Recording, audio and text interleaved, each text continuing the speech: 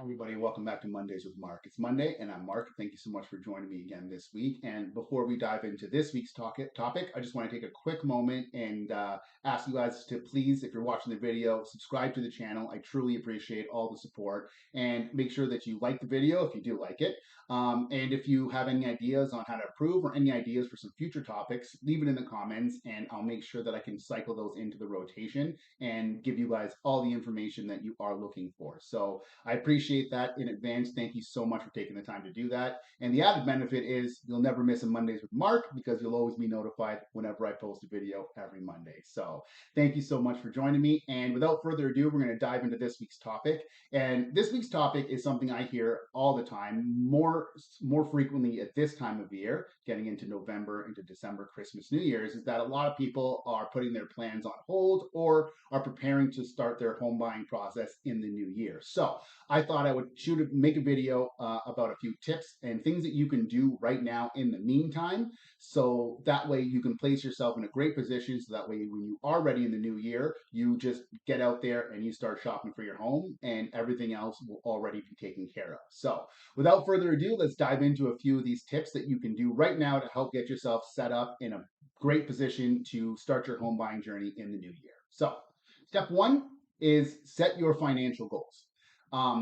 Obviously, you want to have a clear understanding of your budget. You want to know exactly what you can afford comfortably. So the way you can do that is create a detailed budget and include everything, your income, all the income that will be going towards your mortgage, any expenses that you have, your savings goals, because obviously it's you still want to be saving. Life has a tendency to be expensive sometimes, so you want to make sure that you're putting some away for a rainy day. You want to also factor in your down payment, your deposit amount, some of the closing costs, and any ongoing costs of home ownership. You want to factor that all in, tie it all together, and this is going to give you a realistic picture of what you can afford comfortably. And the key word here is comfortably, because we don't want you to be house poor. We want you to enjoy your home and still maintain a quality of life that allows you to go out, have some fun, and save for rainy day expenses. Okay. The second is check your credit score. Your credit score plays a humongous role in the mortgage pre-approval and approval process. So the higher your credit score is, then the better your chance is of qualifying for a better mortgage rate, which could potentially end up saving you thousands and thousands of dollars over the course of your mortgage. So definitely worth going online.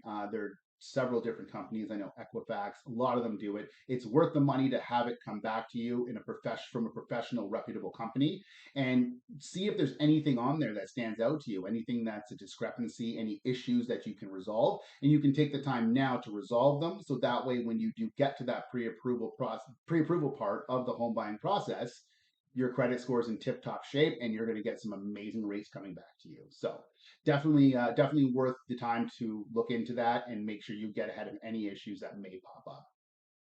The next step is getting pre-approved for a mortgage. Um, you want to meet with a lender, a mortgage broker, your financial institution, anyone that's going to be able to help you determine the amount that you can borrow and the interest rates that you will qualify for. This is just going to give you a nice, clear idea of what your monthly mortgage payment would be, which you can then go back to your budget from tip one and compare it to see if it is something that you can comfortably afford. And then that will help you make the decisions, understand your buying power, and go out and shop with confidence. Okay. The next step is saving for a down payment. Obviously, you're going to need a down payment. You're going to need a deposit when you are thinking about buying a home. So, putting things in place now before you are going to need it can definitely help take some of that financial stress off of you when you are going towards getting your down payment and your deposit. And one of the things that you can absolutely do, it's super easy and simple, is set up a separate savings account specifically for your down payment and your deposit and anything house related.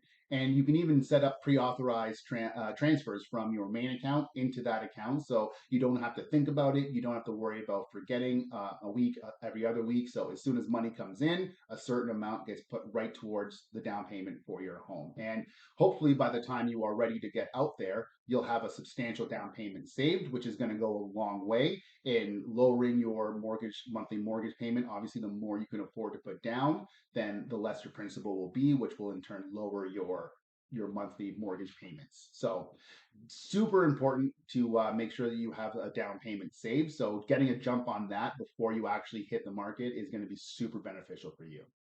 And the last, and one of, if not the most important, I'm a little biased, is connecting yourself with a real estate agent, someone that you know and you trust. And they're going to help you in every single step of the way. They're going to guide you through the entire home buying process, which is going to be super instrumental, especially if you are a first time home buyer, or even if you are a seasoned home buyer who hasn't purchased a home in the last couple of years. The market has changed quite dramatically. So it would be definitely beneficial and in your best interest to sit down with a realtor, have a conversation, find out what's going on in the market and what exactly you can expect as you venture into the market or back into the market.